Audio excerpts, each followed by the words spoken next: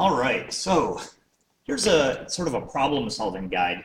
I'm hoping that this will help you sort of navigate your relative motion problems. Okay, the video I made before sort of shows you how to how to think about the problems, but I didn't sort of give you sort of a cookie-cutter way of solving them. And this is my best attempt at that. All right, so here are the steps that I would strongly recommend that you follow. And it seems that my students this year have found some success with this. All right, so when you're solving these relative motion problems, the first thing you want to do is identify and name your objects, okay? Give each of the objects a name. And I literally want to see you writing this out. B equals boat, W equals water, R equals Roy, whatever. Write them out. That's your first step. Second step, write down the given information with particular emphasis on the velocities, okay? So as you go through the problem, it's going to tell you things about how fast the objects are moving, and I want you to write that out. So write out the velocity of A relative to B is blah, blah, blah. The velocity of A relative to C is whatever. The velocity of C relative to B is whatever. Write those out, and often you'll only know pieces of information. Okay, write down as much as you can. Okay, once you've done that, once you've obtained these velocities, step 3 is to write out the vector addition equation that describes the relative motion. Okay, so that's this equation, right? Remember, the velocity of A relative to B is equal to the velocity of A relative to C plus the velocity of C relative to B. And I guess what I didn't do here that I probably should do is emphasize the fact that this is vector addition, okay? These are all vectors. All these dudes have vector hats, okay?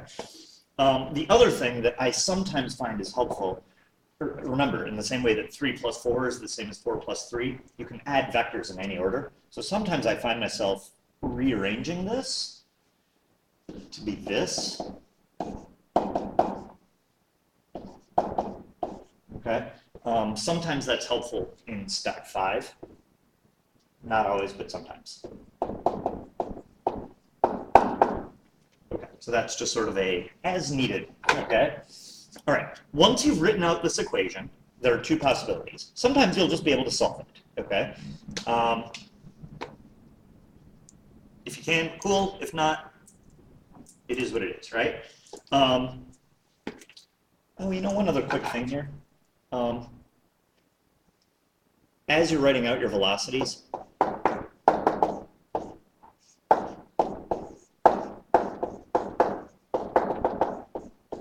you're going to want to work in unit vector notation. Okay, so each of these vectors, as you're writing out your information, you want to write stuff in IJ notation where possible.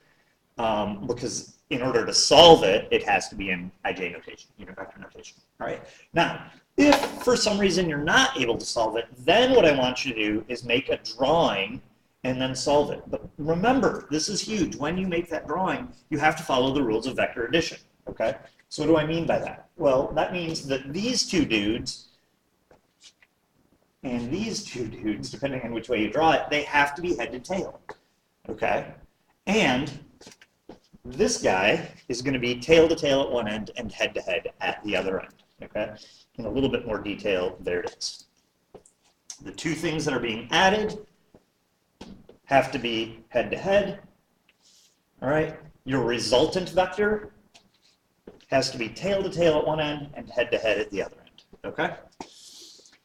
So I think the easiest thing for us to do now is let's just work through an example. All right, and see what we can come up with, okay?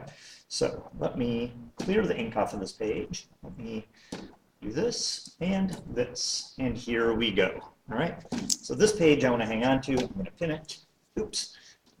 There we go. Okay, so in our example over here, it says Jeff the spider's been working out. He can run at an amazing 50 centimeters per second. He's a very, very fast spider, all right? Today he's at the grocery store running as fast as he can on a conveyor belt. The conveyor belt is moving, so that's going to affect his motion. It tells us that he's pointed at 30 degrees north of east, and he's moving at 25 centimeters a second at 45 degrees south of east relative to the floor. And we want to find the speed of the conveyor belt.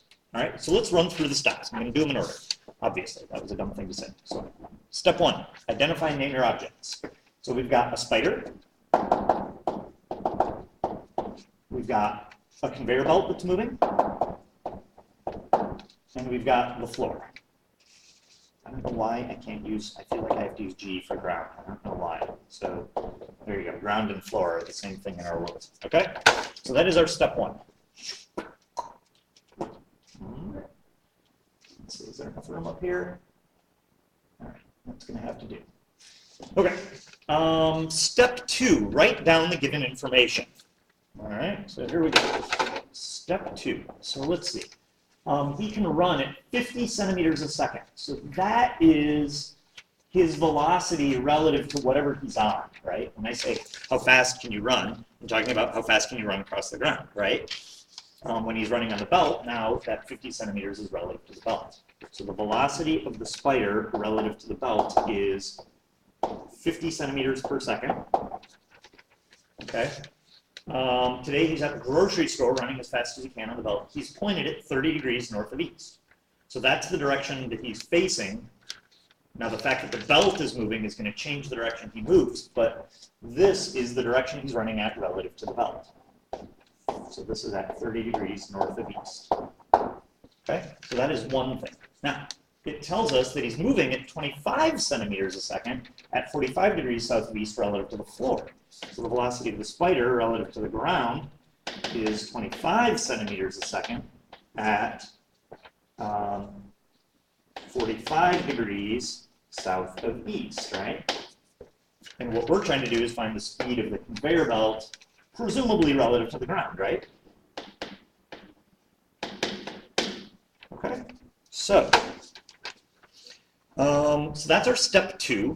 I alluded to this fact. Again, we want to do I-J notation. All right, so let's do this. All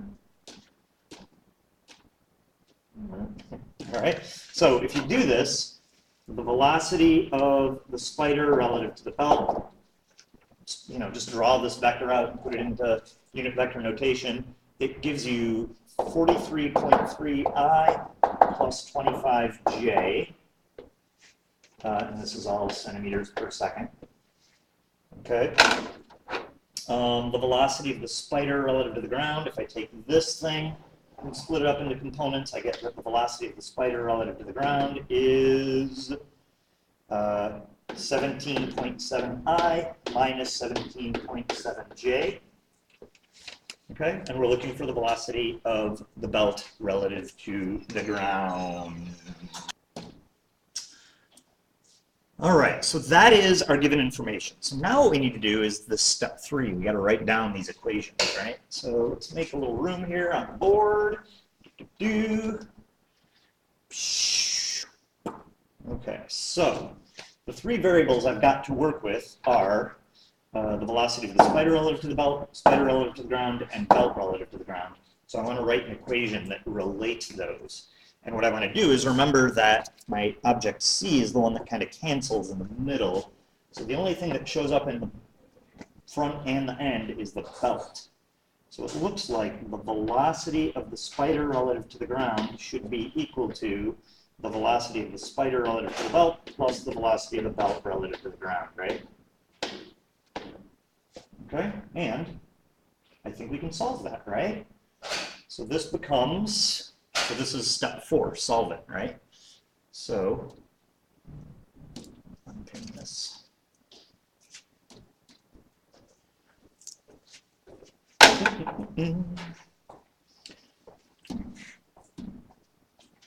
Snorkel! What'd you say? That was.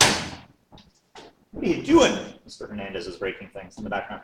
Okay, so here we go. So I want to write, let's see, the velocity of the spider relative to the ground. I don't know why I just moved all this stuff.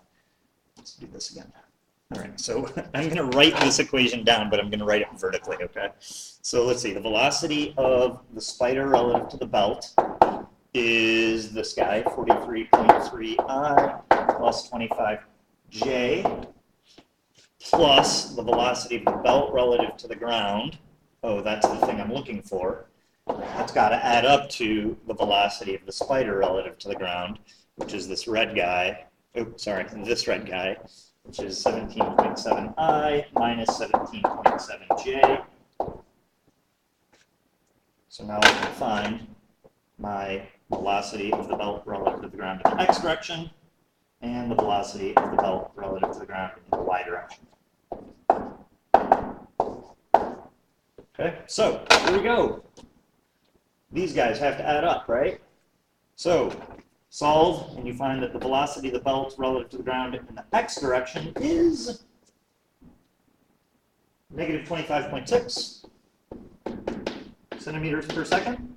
And similarly, I can now take this column and get it to add up to find that the velocity of the belt relative to the ground in the y direction is negative 42.7 centimeters a second. And so now I can solve it, right? So velocity of the belt relative to the ground in the x direction is negative 25.6.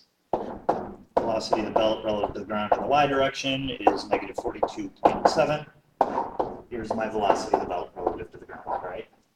So if you were to trig, put everything together, and you get 49.8 centimeters a second at 58.9 degrees south of west. Okay? So that one wasn't too bad, because it was basically we knew two of the three velocities and we had to find the missing one. Okay?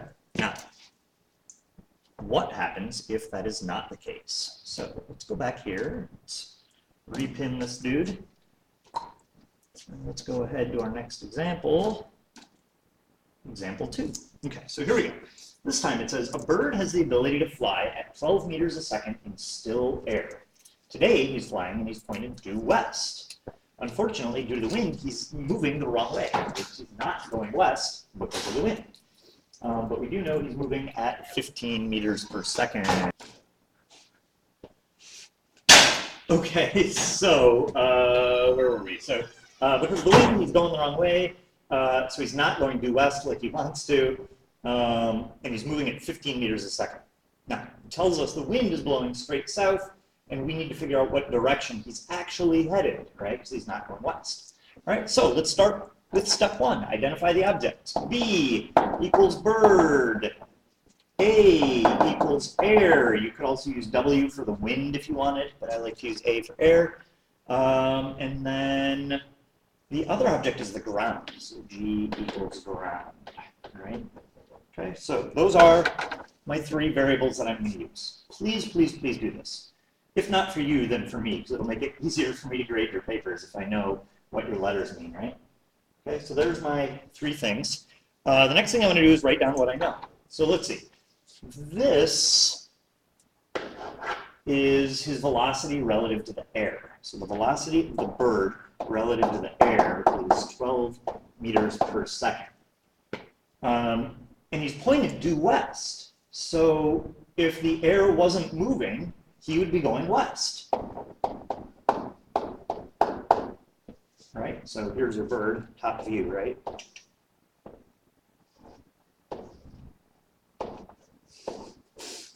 That's a bird, here's his eyes. All right, so he's pointed due west. The idea is, because of the wind blowing, he's not going to be, oops, because of the wind blowing, even though he's flying west, the wind is going to affect him, and he's going to kind of go this way, right? So even though he's pointed west, he's not necessarily moving west. Okay?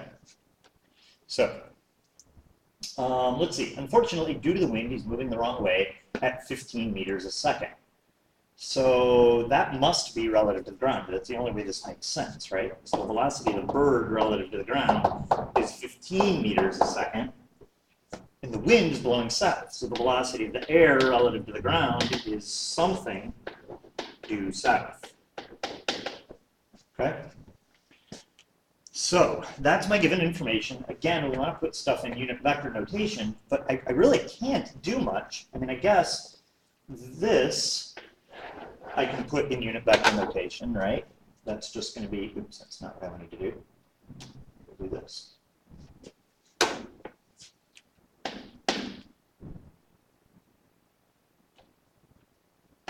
Negative, right? Isn't that the same thing as saying due west, negative 12i, right? Okay.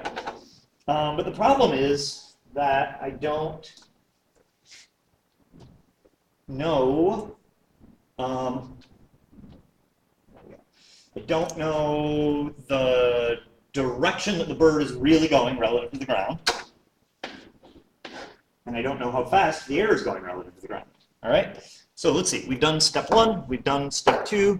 Step 3, we got to write out this equation. Write out the vector addition equation. Okay, so this for us, it looks like object A is the one that comes first and last. So the velocity of the bird relative to the ground equals the velocity of the bird relative to the air plus the velocity of the air relative to the ground. All right, so that's that, and there's no way I can solve this, right? Because there's too many things I don't know. All right, so the next thing I want to do is make a drawing. So we're down to step 5 now. Make a drawing and solve. All right, so unpin this, buy ourselves some more room. Whoa, there we go. Okay, so this is the equation that I want to draw. I'm going to try to draw this equation. All right, so I'm going to start with this vector because it's the one that I know. Right? So let's see. So I'm going to draw that vector. I'll do it to this. So this is the velocity of B relative to A. All right. Now we need to add this other vector. We don't know how long it is, right? But we do know that it's due south, right? So this is the velocity of A relative to the ground. Ah! Oh, I guess I could have done this. You know this is 12, right? All right, and now the last vector is this guy, the velocity of the bird relative to the ground. Velocity of the bird relative to the ground. Okay, so let's clean this drawing up a little bit. In case you can't see it, the velocity of the bird relative to the air is 12. We know this is due south. We know the velocity of the bird relative to the ground is 15. Ah, so I think we can solve this now, right? Since we know this is a right angle, we can find our angle, right? So, looks to me like theta is going to be the inverse, no, cosine. Inverse cosine of 12 over 15, which gives you, I didn't figure it out, that's annoying.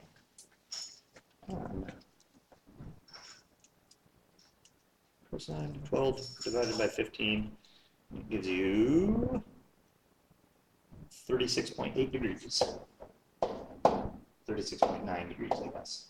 And what is that going to be? South of west, right? Okay. We could, if we wanted to, also find the wind speed, right? Doesn't ask us to, but so the velocity of the air relative to the ground is, well, I guess you could use trig or Pythagorean theorem, right? So do Pythagorean theorem, 15 squared minus 12 squared. This, I think, is a 3, 4, 5 triangle, right? So I think it's just going to give you 9 meters per second. Due south. All right, there you go. So when you get stuck, follow these 5 steps.